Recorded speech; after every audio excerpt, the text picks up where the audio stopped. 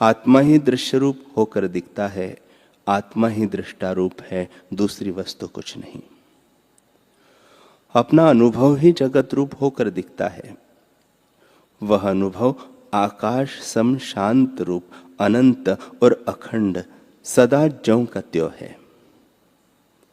हे साधु, वह नाना रूप दिखता है परंतु नाना नहीं है। वह सदा ज्यों का त्यों है, अचेत चिन्मात्र परम शून्य है। उसमें शून्य भी शून्य हो जाता है। और जो चेत दृश्य रूप स्फुरण से रहित है, इसी कारण परम शून्य है। बोलता दिखता है परंतु परम मौन है। हे रामचंद्र जी, उसमें जगत कुछ बना नहीं। जैसे स्वप्न में पहाड़ दिखते हैं, सो न सत्य है और न असत्य, वैसे यह जगत सत्य असत्य से विलक्षण है, क्योंकि कुछ बना नहीं। जो कुछ दिखता है सो आत्मा है। जैसे रत्नों का प्रकाश चमक होती है, वैसे ही आत्मा का प्रकाश जगत है। और जैसे समुद्र द्रवता से तरंग रूप होकर दिखता है, वैसे ही ब्रह्म संवेदन से जगत रूप होकर भासित होता है। आदि में जो स्फुरण फुराया है, वही जगत रूप होकर स्थित है। पर आत्मा कार्य कारण भाव से रहित है। जिसको प्रमाद है, उसको यह कार्य कारण भाव सहित भासित होता है, और उसके लिए वैसा ही है। पर जो सत्य जानकर पाप करते हैं, उनके बड़े पाप उदय होते हैं। वे पहले स्थावर रूप होकर फिर जंगम मनुष्य होते हैं। हे रामचंद्र जी, इस प्रकार यह ज्ञान सम्मित चैतन्य संबंधी होकर नाना प्रकार के रूप धारण करती है और प्रमाद से भिन्न भिन्न भासित होती है, परंतु स्वरूप से कुछ और नहीं होती, सदा अखंड रूप है। जब तक प्रमाद होता है तब तक जगत का आदि और अंत नहीं दिखता। जब प्रमाद से जागता है तब सब कल्पना मिट जाती है।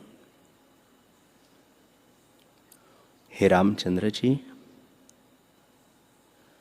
यह सब जगत जो दिखता है वह कुछ बना नहीं, वही ब्रह्म सत्ता अपने आप में स्थित है।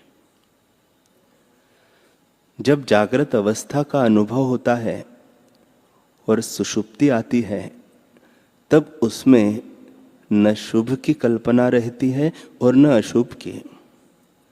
उदय अस्त की कल्पना से रहित केवल अद्वैत सत्ता रहती है। और जब फिर उसमें चैतन्य फुरता है, तब फिर स्वप्न की सृष्टि भासित होती है। कहीं स्थावर जंगम सृष्टि दिखती है, जिसमें संवेदन फुरता भासित होता है, वह जंगम कहता है। और जिसमें संवेदन का फुरना नहीं भासित होता, वह स्थावर कहता है। परंतु और कुछ नहीं, वही अद्वैत अनुभव सत्ता स्थावर जंगम होकर भासित होती है। वैसे ही आत्मा का अनुभव यह जगत भासित होता है। हे रामचंद्र जी, सृष्टि के आदि में भी परम सुषुप्ति सत्ता थी। उसमें संवेदन फुरने से जगत प्रकट हुआ। यह वही संवेदन रूप जगत है, और जिस आत्म सत्ता में प्रकट हुआ है वही रूप है, भिन्न कुछ नहीं। जैसे हाथ, पांव, नख, केश आदि सब अंग शरीर रूप है, वैसे यह स्थावर जंगम सृष्टि परमात्मा के अंग, हस्त, पद आदिक है। रोम सृष्टि और नख, केश आदिक स्थावर सृष्टि सब आत्मरूप है, दूसरी वस्तु कुछ नहीं बनी। जैसे स्वप्न की सृष्टि अनुभव रूप और संकल्पपुर की रची हुई सृष्टि संकल्प रूप होती है, वैसे ही यह सृष्टि भी अनुभव रूप है।